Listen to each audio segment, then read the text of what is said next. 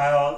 So yesterday we learned something about set theory, some new concepts. So today I will teach you types of sets.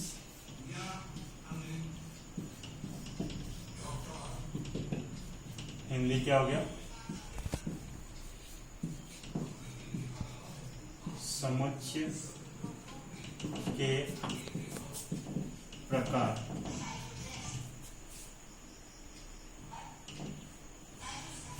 समुच्चय के प्रकार।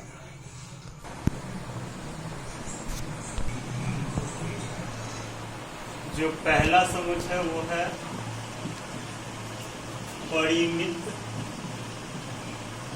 समुच्चय।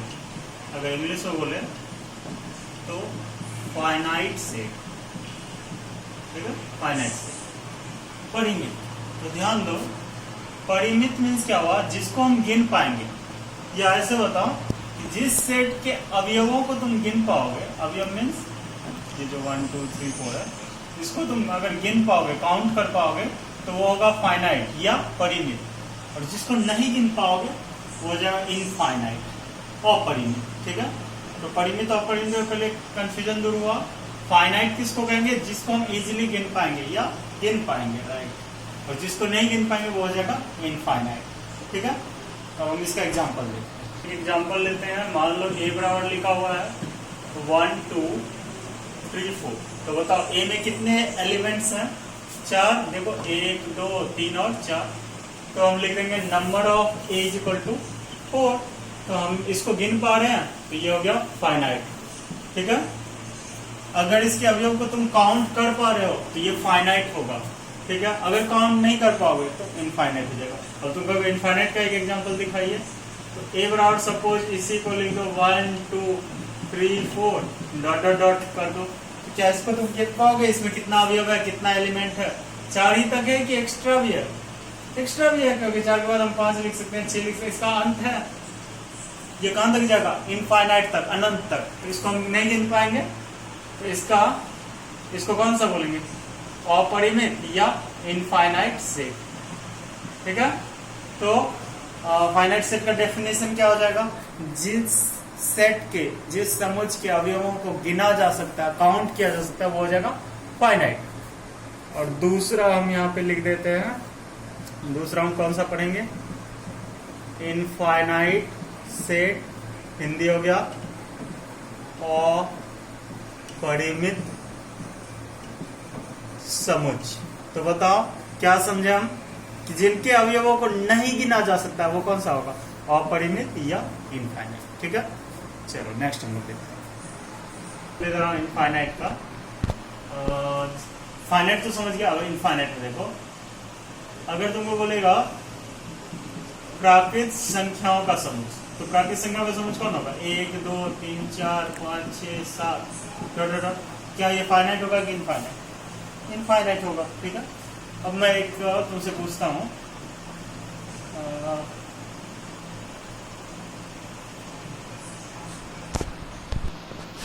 सोचो अगर लिखा रहा है 100 से कम प्राकृत संख्या, 100 से कम प्राकृत संख्या मतलब 1 से लेकर 100 तक। इसको तो काउंट कर सकते हैं, तो ये हो जाएगा कौन सा? परिमित। लेकिन यही है 100 से अधिक प्राकृत संख्या, क्या तुम काउंट कर पाओगे? नहीं, तो ये हो जाएगा इनफाइनाइट। क्योंकि 100 से अधिक कौन कौन होगा? 101 102 103, बहुत सारा हो जाएगा तुम, ठीक है। 100 से अधिक प्राकृत संख्या रहेगा तो क्या होगा? 101 इसका काउंट ही नहीं है, अंत ही नहीं है, ये इनफाइनाइट हो जाएगा। 100 से कम में क्या हो जाएगा? फाइनाइट, क्योंकि यहाँ प्राकृत संख्या तो 1 से स्टार्ट होगा, ठीक है। अब देखो, अगर तुमको यहाँ लिखा है कि मान लो पृथ्वी पर पाए जाने वाले जानवरों का समुच्चय, तो बताओ क्या ये काउंटेबल है कि अनकाउंटेबल? गिना हुआ है। जैसे तुमको पता होगा, कुछ दिन पहले दिखा रहा था, तो टाइगर का संख्या 1400। सपोज मैं एक बोल रहा हूँ, कोई नहीं, इससे ज्यादा भी हो सकता है, इससे कम भी हो सकता है, मैं एक एवरेज बोल रहा हूँ 1400। इसको किसी ने तो काउंट किया होगा, इसलिए। तो पृथ्वी पर रहने वाले जानवर, इसको हम गिन सकते हैं या गिना जा चुका है, तो ये क्या होगा? काउंटेबल हो गया। फिर रहेगा अंतरिक्ष में उपस्थित तारों का समुच्चय। तो तारा भी गिना हुआ है, तुमको अगर नहीं पता तो 10 टू द पावर समथिंग होता है तारा, इसका संख्या गिना हुआ है, तो वो भी क्या हो जाएगा फाइनाइट। अब कहोगे इनफाइनाइट क्या हो जाएगा, जैसे अगर हमको है तुमको कि y अक्ष के समांतर कितना रेखा खींच सकते हैं, तो बताओ कितना खींच सकते हैं, लिमिट है इसका।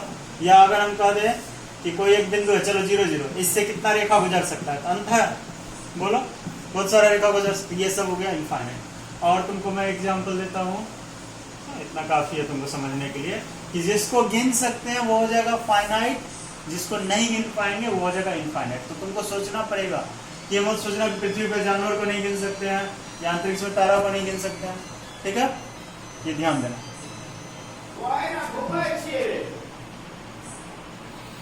अब देखो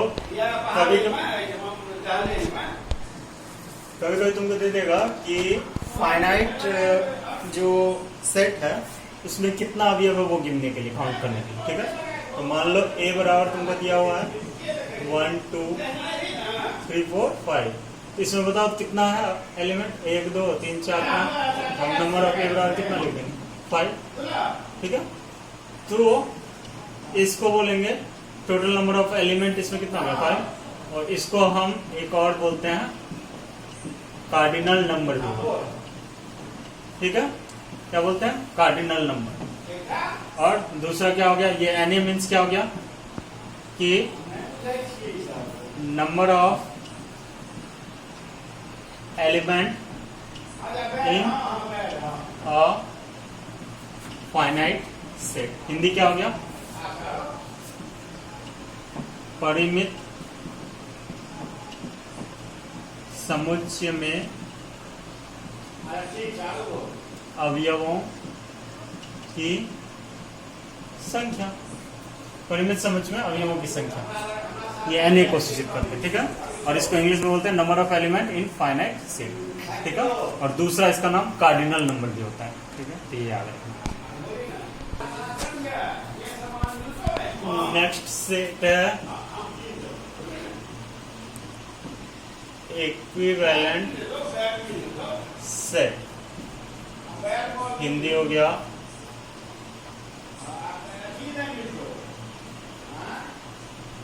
हिंदी जो इसका हो गया,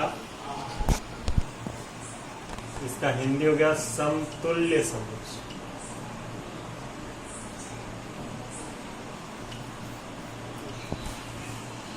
अब देखो इक्विवेलेंट फियर, मैंने अभी तुमको बताया था कि किसी सेट में हम लोग क्या निकालते हैं, एन मीन्स क्या था, अवयवों की संख्या। इक्विवेलेंट में एकदम याद रखो कि दो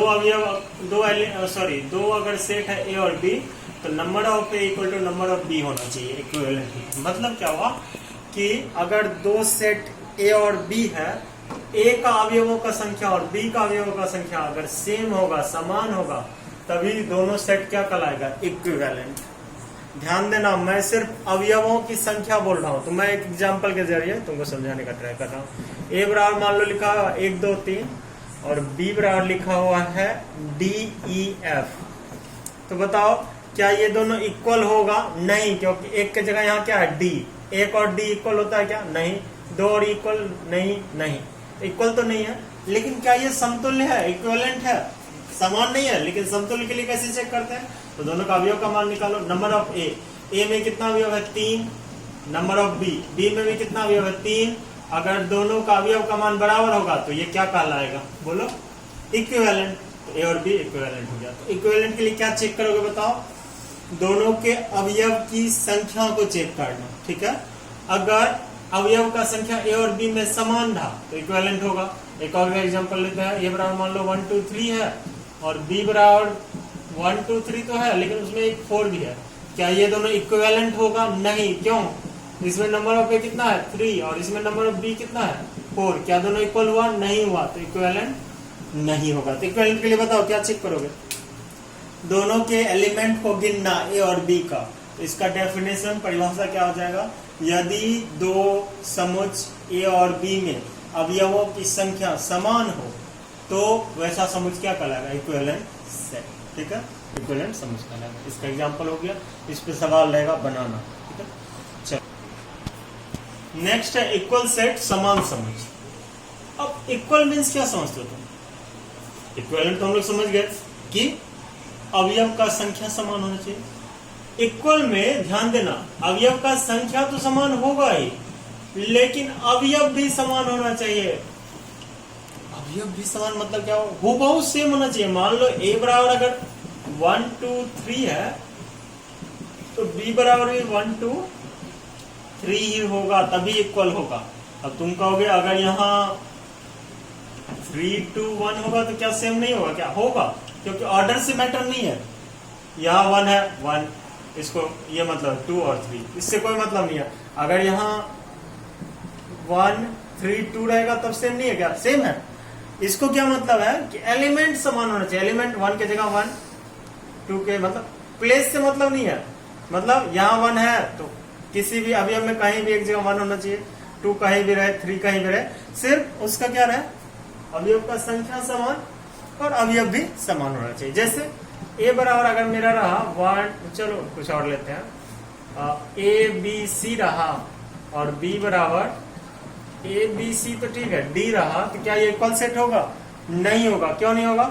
a b c तो मिल गया, लेकिन d है क्या दोनों में? नहीं है, इसलिए इक्वल नहीं होगा। इक्वल सेट के लिए बताओ, हूबहू सेम होना चाहिए। मतलब a बराबर अगर तुमको d e f लिखा है तो किसी भी ऑर्डर में b बराबर d e f में से ही कुछ रहेगा। चलो f e d ले लेते हैं या d f e ले लेते हैं, तो किसी भी तरह से रहे, लेकिन ऑर्डर कोई भी रहे, लेकिन यही रहना चाहिए, d d और e के जगह e, f की जगह f, कोई भी रहे, सिर्फ अवयव का संख्या और अवयव दोनों समान होना चाहिए। ठीक है, हूबहू सेम रहेगा तभी ये इक्वल सेट होगा, समान समुच्चय होगा। ठीक है, तो इसका डेफिनेशन परिभाषा क्या हो जाएगा कि दो समुच्चय इक्वल सेट तभी कहलाएंगे या समान समुच्चय तभी कहलाएंगे जब a का प्रत्येक अवयव b में हो और b का प्रत्येक अवयव a में हो। मतलब दोनों का अवयव खुद में मिलना चाहिए, हूबहू सेम होना चाहिए, एग्जैक्ट बराबर होना चाहिए और अवयव की संख्या भी बराबर होनी चाहिए। तो तुम एक्स्ट्रा ऐड कर लो ताकि तुम्हारे दिमाग में रहेगा। अगर सोचो a बराबर यहाँ 3 का अवयव रहेगा और किसी में 4 रहेगा, तब तो तुमको जरूरत ही नहीं मिलाने का। 3 और 4 का भी बराबर होगा नहीं, तो डायरेक्ट हम मार देंगे अनइक्वल से, इक्वल नहीं होगा। ठीक है, चलो नेक्स्ट देखो। नेक्स्ट इज रिक्त समुच्चय। इंग्लिश हो गया एम्प्टी सेट। ठीक है, अब देखते हैं इसको।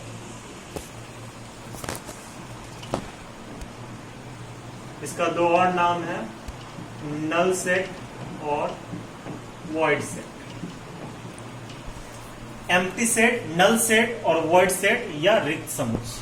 अब सोचो, नाम से ही क्लियर है, रिक्त समुच्चय। रिक्त मीन्स क्या होता है? खाली जगह। तो इसका आंसर क्या, सॉरी, इसका डेफिनेशन क्या हो जाएगा कि वैसा समुच्चय या वैसा सेट जिसमें एक भी अवयव ना हो, जिसमें अवयव की संख्या कितना हो? 0 हो। जिसमें अवयव की संख्या कितना हो जाए? 0। ठीक है, जिसमें एक भी अवयव ना हो वो कौन सा सेट कहलाएगा? रिक्त समुच्चय या एम्प्टी सेट। तो मतलब इसका सिंबल क्या हो जाएगा? ऐसे, बीच में कोई नहीं। अगर यहाँ 1 भी आ गया, 0 भी आ गया, तब तो कोई एक हो गया ना संख्या। 0 भी एक संख्या है। अगर 1 आ गया तो कितना संख्या हो गया? एक संख्या। या 2 आ गया तब भी एक संख्या हो गया।